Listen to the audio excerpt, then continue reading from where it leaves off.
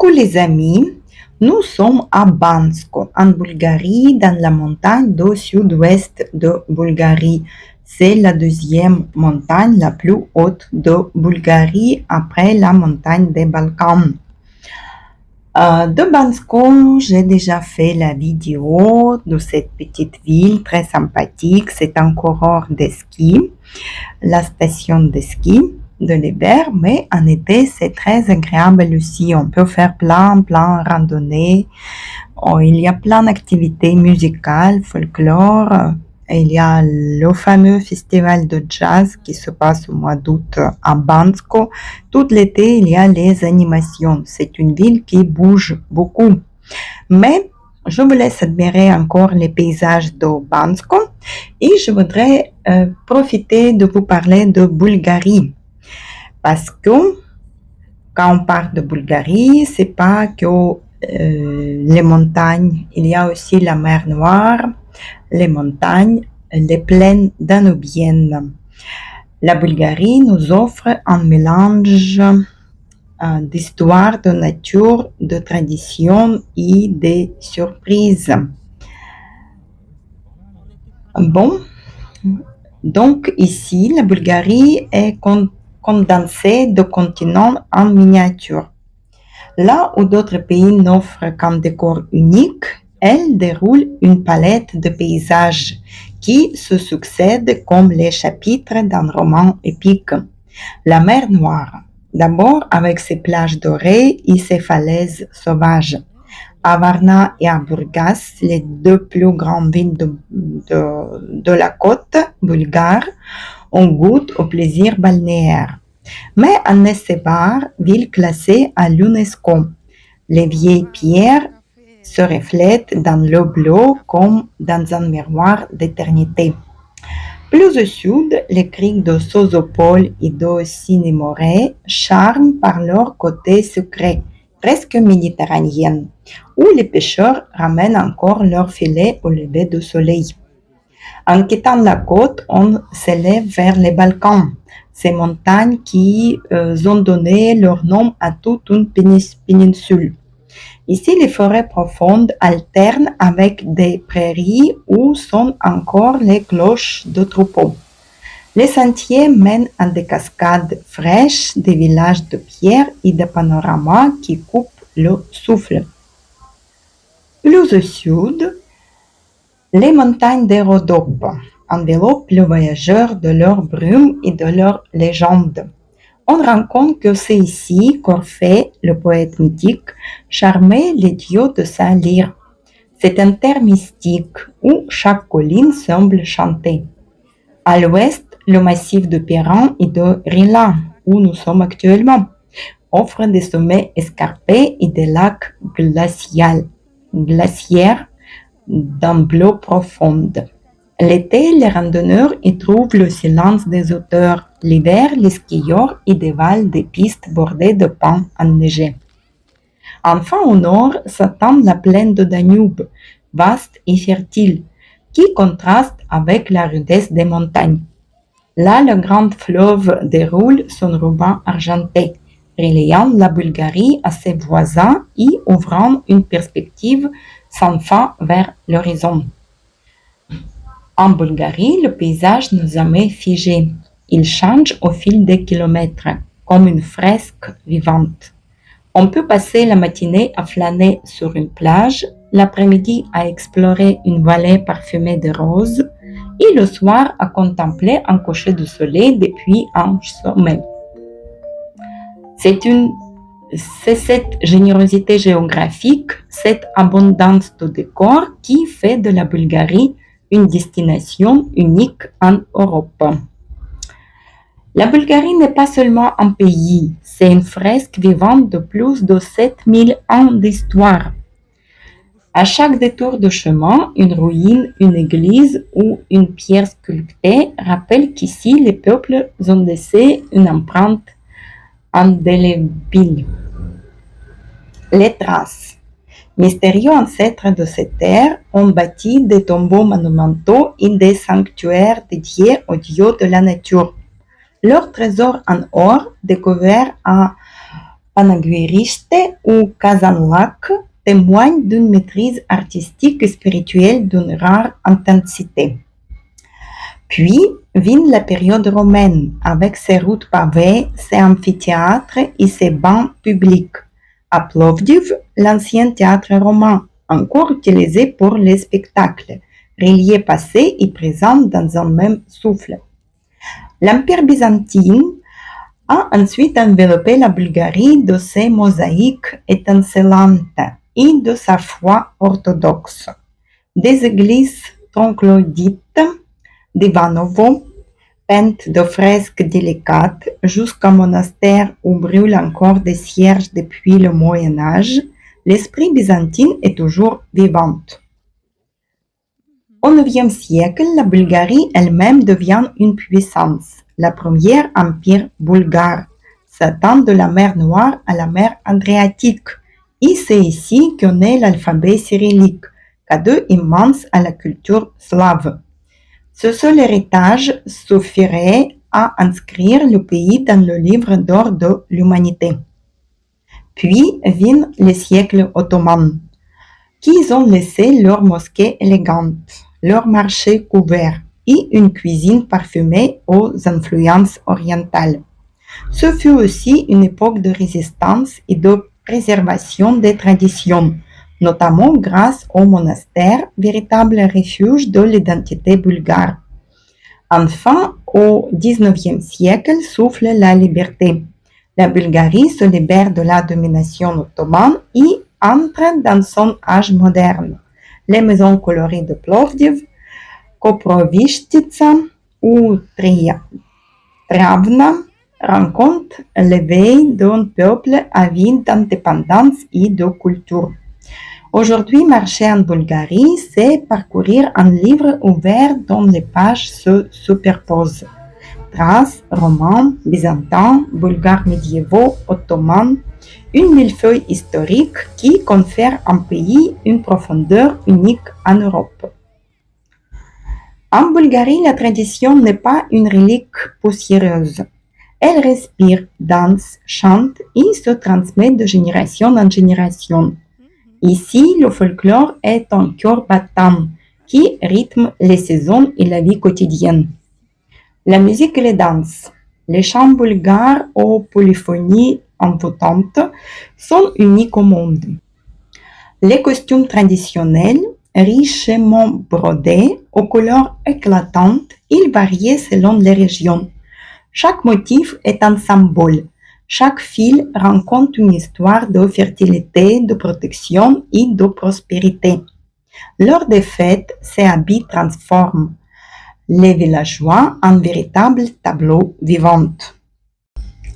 Les traditions culinaires. Partager un repas en Bulgarie est un rituel en soi. Le pain, souvent façonné en couronne lors des fêtes, est rompu à la main et partagé comme un geste sacré. Le vin issu des vignes millénaires accompagne les toasts pleins de chaleur et de rire. Les liens familiaux et communautaires. Dans les villages, les mariages, les baptêmes et même les travaux agricoles deviennent des fêtes collectives où tout le monde participe, chante, rit et danse. C'est cette dimension communautaire qui donne à la Bulgarie une chaleur rare. Ici, personne ne fête seul.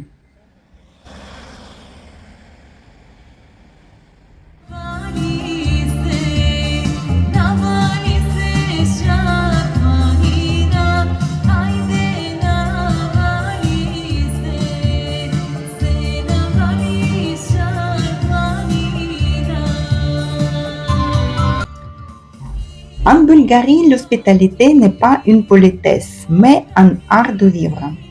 Celui qui franchit le seuil d'une maison, qu'il soit voisin, ami ou étranger, devient aussitôt invité et souvent membre de la famille pour quelques heures. Le verre de rakia, l'eau de vie locale, est le premier geste d'accueil. Servi avec un sourire franc, elle s'accompagne presque toujours d'une assiette improvisée. Tomates de jardin, fromage blanc crémeux, pain chaud. Dans les villages, il Il est au courant qu'un voyageur, s'il demande son chemin, reparte non seulement avec la bonne direction, mais aussi avec des fruits, un café ou même une invitation à rester manger. Cette générosité spontanée surprend souvent les visiteurs habitués à une Europe plus réservée. La Bulgarie est une terre où manger est un rituel de convivialité. Chaque repas est une célébration de la nature, des saisons et de partage. Ici, pas besoin de luxe pour se régaler. Tout repose sur la fraîcheur des produits et l'art de les marier avec justesse. Les salades reines de la table. Impossible de parler de cuisine bulgare sans évoquer la shopska salata, qui ressemble à la salade grecque.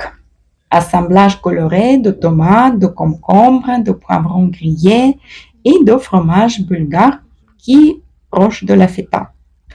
Un plat qui résume à lui seul l'été bulgare. Les yaourts bulgares, c'est comme les yaourts grecs, célèbres dans le monde entier. Ils ont un goût unique grâce à la bactérie Lactobacillus bulgaricus.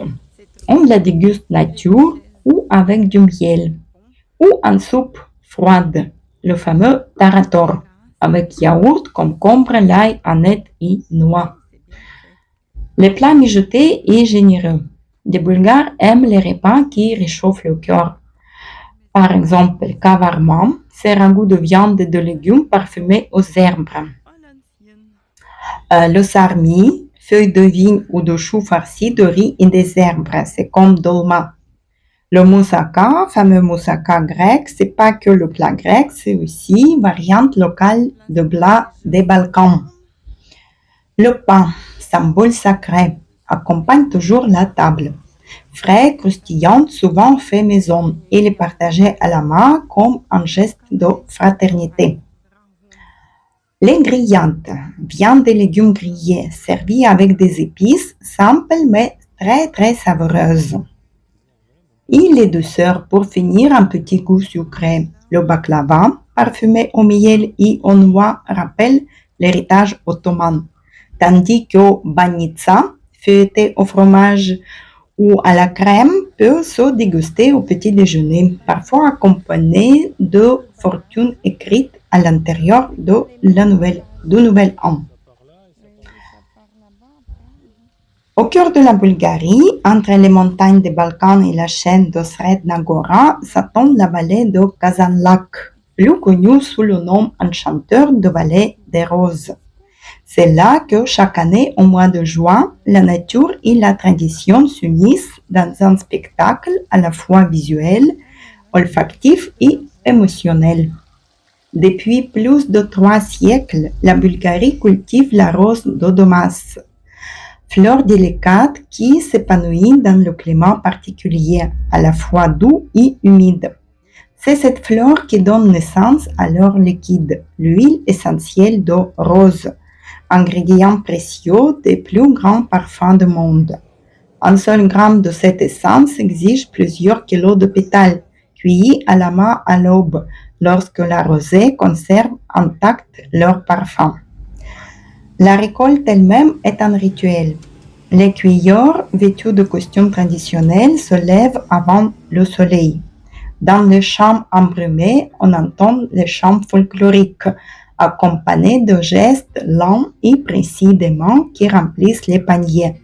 L'air est saturé de senteurs sucrées presque environnantes. Et chaque année, le Festival de la Rose attire les voyageurs et curieux du monde entier.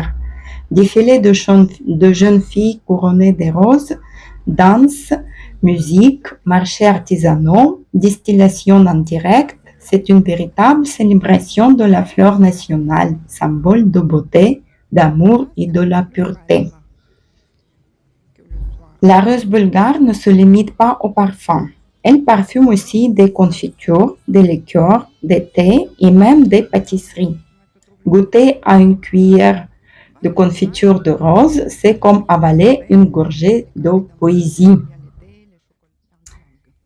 Voyager en Bulgarie, c'est découvrir qu'il est encore possible de s'émerveiller sans se ruiner. Là où d'autres destinations européennes affichent des prix parfois décourageants, la Bulgarie reste un pays où le voyageur peut profiter pleinement, même avec un budget modeste. Déjà, les hébergements, les hôtels confortables, les charmantes maisons d'hôtes familiales offrent une large et toujours des prix raisonnables. Gastronomie. Ici, pas besoin de casser sa tillère pour bien manger. Un repas complet dans une taverne traditionnelle, salade, plat chaud, dessert et boisson, coûte souvent moins qu'un sandwich dans une capitale occidentale. J'exagère peut-être.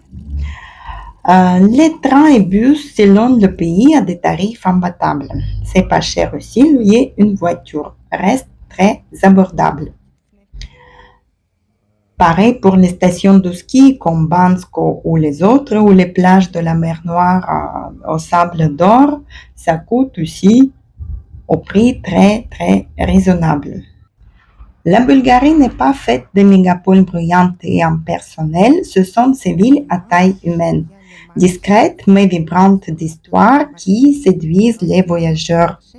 Sofia, la capitale, au pied du mont Vitosha, surprend par son mélange de styles. Les vestiges romains de Serdica côtoient les coupoles dorées de la cathédrale Alexander Nevsky, tandis que les boulevards modernes s'animent de cafés et de galeries. Ville jeune et cosmopolite, Sofia conserve pourtant une atmosphère intime. Derrière chaque façade se cache une église discrète, une cour fleurie ou une fontaine. Plovdiv, plus ancienne que Rome ou Athènes. Cette ville est un joyau classé au patrimoine mondial de l'UNESCO. Son théâtre roman, parfaitement conservé, accueille encore des concerts sous les étoiles. Dans la vieille ville, les maisons colorées de l'époque de la Renaissance bulgare se dressent comme l'étoile vivante. C'est aussi une cité artistique vibrante de festivals et de street art, où passé et présent dialoguent sans cesse. Veliko Tarnovo, perchée dans des collines et traversée par la rivière Yantra, elle fut autrefois la capitale du Second Empire bulgare. Ces maisons suspendues semblent flotter au-dessus du vide, tandis que la forteresse de Tsarevets, illuminée la nuit, rencontre la grandeur médiévale du pays. C'est une ville qui semble sortir d'un conte de chevalier. Nesépar, la perle de la mer Noire. Petite péninsule classée à l'UNESCO aussi, Nesépar regorge d'églises byzantines et de ruelles pavées bordées de maisons en bois. Ici, l'odeur de la mer se mêle aux pierres millénaires, offrant une atmosphère à la fois romantique et intemporelle. Au-delà de ces perles, chaque ville bulgare a son charme. Varna, la perle de la mer Noire moderne et balnéaire. Ruse, la petite Vienne sur la Danube, avec son architecture élégante. Blagoevgrad, jeune et animé grâce à ses universités. La Bulgarie a ce don rare d'avoir su rester elle-même dans un monde où beaucoup de destinations se plient aux exigences du tourisme de masse. Ici, pas de façade trop polie, ni de tradition transformée en spectacle artificiel. Ce que vous voyez, c'est que vous goûtez, ce que vous vivez, c'est la vraie vie bulgare. Dans les villages de montagne, le temps semble suspendu. Les maisons aux toits de pierre, les potagers derrière les clôtures en bois, les grandes-mères assises devant leurs portes à tricoter ou à écosser des haricots. Ce sont des scènes quotidiennes, pas des reconstitutions. Les fêtes traditionnelles ne sont pas organisées pour plaire aux voyageurs. Elles sont célébrées avant tout par et pour les Bulgares. Le voyageur y est invité comme un ami de passage et non comme un spectateur. Dans les marchés locaux, les stands débordent des légumes cultivés dans les jardins familiaux, de fromages artisanaux et de pots de miel parfumés. Ici, on marchande avec un sourire. On discute recettes avec la vendeuse et on répare les bras chargés de produits qui sentent la terre et le soleil. Même dans les grandes villes, cette authenticité subsiste. À Sofia, on peut passer d'un quartier moderne à une petite église médiévale nichée entre deux immeubles, ou tomber sur une fontaine où les habitants remplissent encore leurs bouteilles d'eau minérale naturelle. L'hospitalité elle-même fait partie de cette authenticité. Les Bulgares ne jouent pas un rôle. Ils accueillent avec simplicité, sincérité, parfois même avec une timidité touchante. La Bulgarie séduit justement parce qu'elle n'a pas encore été transformée en décor. Elle garde son âme brute et vivante, faite de contrastes et de sincérité. On y trouve la beauté dans les choses simples. Un repas partagé sous un tonnel, un chant improvisé lors d'une fête, une couchée de soleil sur une vallée silencieuse. C'est ce parfum d'authenticité, rare et fragile, qui fait la Bulgarie cette destination précieuse. Ici, voyager, ce n'est pas consommer un pays, c'est le rencontrer tel qu'il est. Voici les amis, ce qui concerne la Bulgarie. Je vous invite comme d'habitude, mettre un like, abonnez-vous à la chaîne et mettre vos commentaires, ce que vous pensez, partagez vos avis. À très bientôt les amis, bye bye.